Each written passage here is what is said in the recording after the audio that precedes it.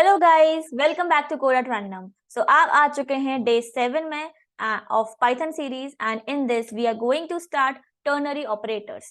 So ternary operators are also called conditional operator, in which we will set up a condition and based on that condition the compiler will execute the statement. Whether if the condition is true, then expression 1 will be evaluated, otherwise expression 2 will be evaluated.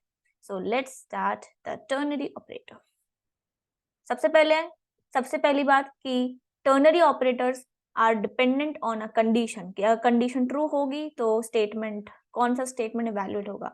तो हम यहाँ पे दो statements use करते हैं, दो expressions बोल सकते हो, statement बोल सकते हो, and depending on the true or false of condition वो statement execute होता है जो कि condition result देता है।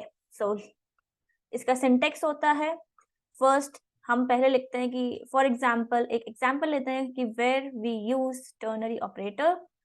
सो for example, if I have a condition कि मेरे को मिनिमम नंबर निकालना है, I want to find the minimum number, then I will say कि if a is less than b, then print a, otherwise print b. Okay, if a is less than b, then print, and then assign a value to minimum, otherwise a value to minimum, otherwise assign b to minimum. Okay, simple.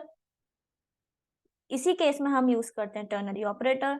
First हम लिखते हैं true, अगर condition true हो गई, if condition is true then we will the compiler will execute a true statement. तो वो जो true statement होता है कंडीशन ट्रू होने पे, वो हम लिखते हैं पहले, that is on true statement, this is a statement या this is a value, expression, anything. And else, we use else here, अगर कंडीशन ट्रू हो गई then you can execute this the statement which is on left, otherwise execute the statement on the right. Simple. Expression is conditional expression. Expression जो हमारी condition होती है, it is an condition, whether we in this we can use our relational operators like this, or our logical operators and many more. ठीक है, first the given condition is evaluated. Let's suppose a is less than b, then either a or b is returned based on the boolean value returned by the condition. boolean value हमको पता है क्या होती है, boolean value is the true or false. तो true या false जो भी हमारी condition return करेगा, जो value उसी पे based हमारा statements को वो run करेगा and we will get our output. Second point of this conditional operator is conditional expression have the lowest priority amongst all Python operations. Okay, we have seen operator precedence graph in our previous videos and in that you can see कि ternary operator की जो precedence है वो सबसे lowest होता है. If in some expression you are given that if else, ternary operator and some other operations, then the ternary operator will be executed at the last. In an expression like the given below, the interpreter check if this is true, then on true will be evaluated, otherwise on false. हमने नाम दे दिया दोनों expressions का कि अगर हमारा expression, हमारी जो condition है वो true है, then on true will be evaluated, otherwise on false. तो let's focus on the syntax of ternary operator. It is very important कि आपको कैसे लिखना है। अभी हम बहुत सारे प्रोग्रामिंग भी देखेंगे अलग अलग टाइप की, जिसमें हम ternary operator यूज कर रहे होंगे। तो सबसे पहले आपको ध्यान रखना है सिंटेक्स में इसका if है एंड else है। Unlike other programming languages, में हम यूज करते हैं question mark and colon, if you know that. Otherwise we will only focus on Python. In Python it is very easy, क्योंकि आप नॉर्मली स्टेटमेंट को read कर सकते हो। अगर मैं लिखना चाहूँ कि भाई मिनिमम नंबर, मैं मिनिमम जो मेरा वेरिएबल है उसमें असाइन कर दूँ lowest value of among two variables, I want to find the lowest value among two variables, then I can simply write minimum. अगर a जो है less than b है, then I will write if a is less than b, then assign the value of a to minimum, else अगर a छोटा नहीं है then assign the value of b. Okay, so यहाँ पर जो a है, this is our on true, this is our expression and b is our on false. Okay, so this is the syntax of ternary operator. Let's move on our next part, that is the coding part of ternary operator. So here I have written some code. सबसे पहले हम देखते हैं, जैसे कि मैंने आपको बताया कि अगर मुझे मिनिमम वैल्यू फाइंड करनी है among a and b, then I will use ternary operator like this. Okay, it's very easy. इसको एक बार यूज कर लेते हैं. For that I am commenting the other code, then we will move on to next code. Let's save this and then run it. It's running, activating extensions. Okay, no issue. Yes, terminal is open. इसको बंद कर देते हैं.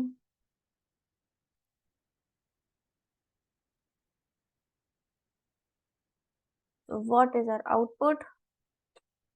Output इसने हमको दे दिया है. Okay, so here we got 10. हमने बोला था भी मिनिमम की वैल्यू प्रिंट कर दो. मिनिमम की वैल्यू क्या रहेगी? अगर a छोटा है b से, then a की वैल्यू आप मिनिमम में डाल दो, अदरवाइज b की वैल्यू डाल दो. Simple. We only found the smallest value among two variables. अगर मैं वैल्यू चेंज कर दूं, लेट सपोज इसको कर दूं मैं 30, देखते हैं. फिर हमारा आना चाहिए 20 because 20 is less. So answer is 20. This is how ternary operator works. Why the ternary operator name like ternary operator? मतलब ternary operator का नाम ternary operator क्यों है? Because here we are using three variables like if, else and one condition. We need three variables, three operators, three values. Okay, we need three values. If and else are the ternary operators, and we need three values to execute in an expression. We need a on true statement, a on false statement, and a condition. That's why its name is ternary. Okay, now we are moving ahead. I'm enclosing this. Okay, now in the next statement, I have taken a nested ternary operator. For example, I have taken a condition that if a is equal to b, or a is greater than b, or a is smaller than b. Okay, I have three conditions that I want to compare two variables and I have to found कि वो दोनों में क्या relation है. Either they are equal or which one is greater. Okay, either a is greater or b is greater. There are three conditions. For two variables there are three possibilities to happen between the two. So for that I have used ternary operator but in nested form. Nested मतलब ternary के अंदर भी ternary हमने लगाया. एक ternary operator क्या होगा कि हमने एक if लगाया और एक else लगाया, एक on true statement दिया, एक condition दी और एक on false दिया. Okay, अब यहाँ पर क्या हो गया? हमने एक और condition लगाई. Let's see. अगर a b से बड़ा है, अगर a b से बड़ा है तो क्या होगा? of a b से बड़ा है तो क्या होगा? a is greater than b. अगर a b से बड़ा नहीं है तो b is greater than a. लेकिन अगर दोनों कंडीशन नहीं है तो क्या होगा? a is equal to b. So I am trying to find out the relation between the two variables.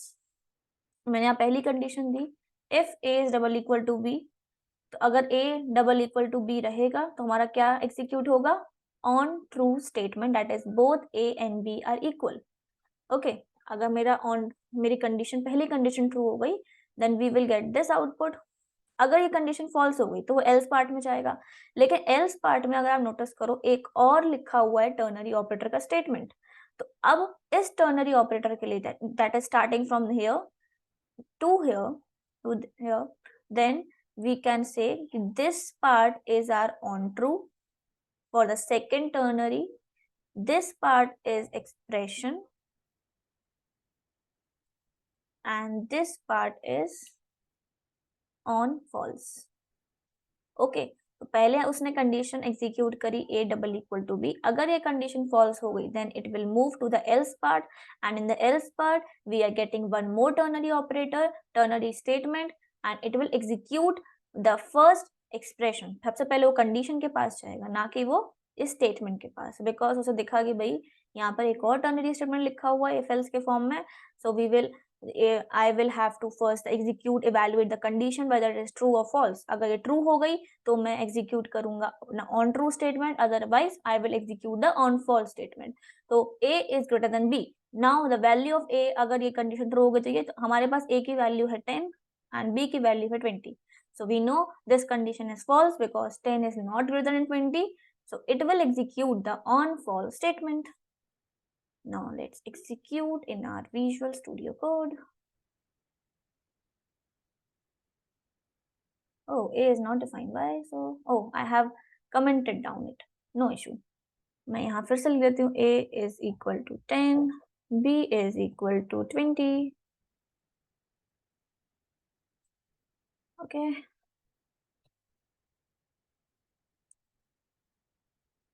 Oh, it executed the next statements also. Let's ignore them and let's see. It has printed B is greater than A, and that what we expected. This is the nested ternary operator. तो मुझे लगता है आपको समझ आ गया होगा, बहुत easy है, थोड़ा सा ट्रिकी है। इसका सॉल्यूशन एक इसी से रिलेटेड एक क्वेश्चन मैं आपको देती हूँ, जो कि आप कमेंट सेक्शन में इसका सॉल्यूशन डाल सकते हो। इसका एक क्वेश्चन ये है that you have 3 variables A, B and C and you have to find out which one is greater among 3 using only ternary operator. Okay, and यहाँ पर क्या यूज होगा हमारा nested. So you have to figure out and you have to make the code for this. I hope you will all get this. Do let me know in the comment section. Okay, next is our another ternary operator statement in which I have find out that which one is greater. It's very easy कि अगर x बड़ा है हमारा y से then print x is greater, otherwise print y is greater. लेकिन यहाँ पर मैंने थोड़ा ट्विस्ट किया है, जैसे कि आप देख सकते हो मैंने डायरेक्टली x प्रिंट नहीं किया, x की वैल्यू ही प्रिंट करा दी, that 7 is greater. तो मैंने यहाँ पर x को जो है इन्वर्टेड कॉमास में नहीं रखा, y को इन्वर्टेड कॉमास में नहीं रखा, बाकी पूरे स्टेटमेंट को इन्वर्टेड कॉमास में रखा है. I hope you get this because हम पढ़ चुके हैं प्रिंट स्टेटमेंट कैसे काम करता है. Next is define the data to be valued. अब मैंने एक एरे ले लिया, एक सेट ले लिया. मैंने आपको सेट बताया था, सेट क्या होता है. Set is a collection of data, collection of numbers. Number से मैंने कलेक्शन लिया. There are 5 numbers in a list and मैंने हर नंबर के ऊपर अपना लूप चलाया, हर नंबर पे मैं गई. ये फॉर लूप भी अगर आपको नहीं पता है तो आप आगे पढ़ोगे. अभी अकेला आप ये समझो, मैंने इस सेट में हर नंबर पे मैं जा रही हूँ और एक्सेस कर रही हूँ using num. So num is representing every number in this list. So first time it will access 3, then it will access 5. easily आप समझ सकते हो कि this is a for loop, एक loop लगाया है, ठीक है. and num is a number in this data set, that is 35284. Okay, in data, data हमारा क्या है, इसका नाम है, इस वेरिएबल का नाम है जिसमें ये पूरा डेटा स्टोर है. तो डेटा में हम हर एक नंबर को एक्सेस कर रहे हैं using num. Now I am checking कि इस पूरी लिस्ट में कितने नंबर्स ऐसे हैं जो कि इवन है और जो ऑड है, और कौन से नंबर इवन है और कौन से नंबर हम ऑड है. ठीक है, तो मैंने रिजल्ट लिया. रिजल्ट में मैंने स्टोर किया even if num mod 2 double equal to 0. Mod हमने पढ़ा था, मॉड क्या रिटर्न करता है, रिमाइंडर. एंड अगर हमको पता करना है कि कौन सा नंबर हमारा इवन है कौन सा नंबर हमारा ऑड है, then we will use mod. How, because कोई भी नंबर होगा अगर हम उसको 2 से डिवाइड करेंगे, अगर उसने रिमाइंडर दिया 0, इट मीन्स वो 2 के टेबल में आ रहा है. और अगर वो 2 से डिवाइड नहीं हुआ तो वो रिमाइंडर देगा 1, इट मीन्स वो 2 के टेबल में नहीं आता है. And we know in mathematics इन दोनों में क्या रिलेशन होता है कि अगर कोई भी नंबर 2 से डिविजिबल है, it means it is even, otherwise it is odd. We know this. तो मैंने वही कंडीशन यहाँ पर लगाई कि मैंने पता किया कि कौन सा नंबर इवन है कौन सा नंबर ऑड है. So for that I have used mod operator, modulus operator, which is we have learned in the arithmetic series. If num mod 2 is double equal to 0, print या store even in result, otherwise store odd. and मैं नीचे print कर दिया the number, the value of num, for example 3, तो number 3 is result. result में हमारा क्या store है, even या odd, जो भी वो नंबर होगा. For every number we are doing this.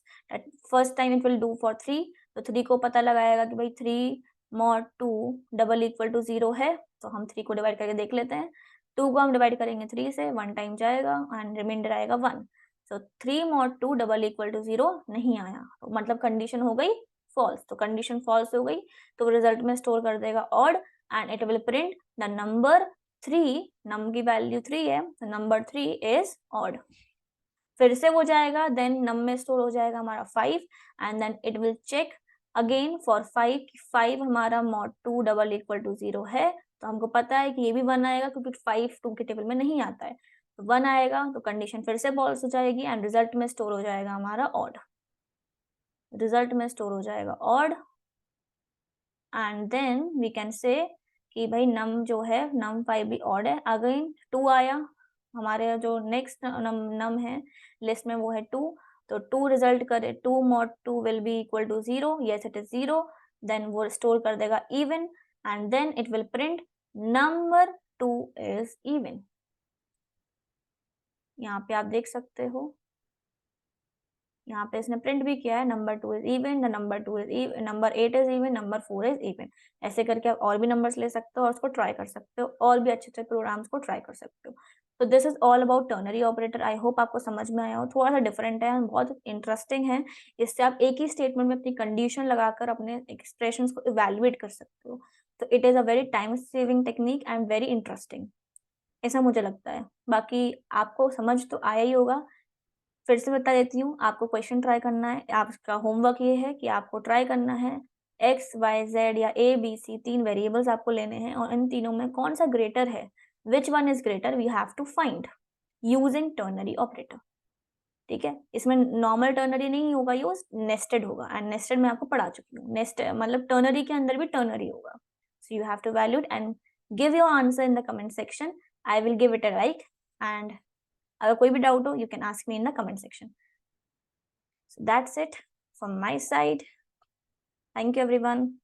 Do like this video, share this video with friends and subscribe our channel by supporting us. Thank you everyone. Bye bye.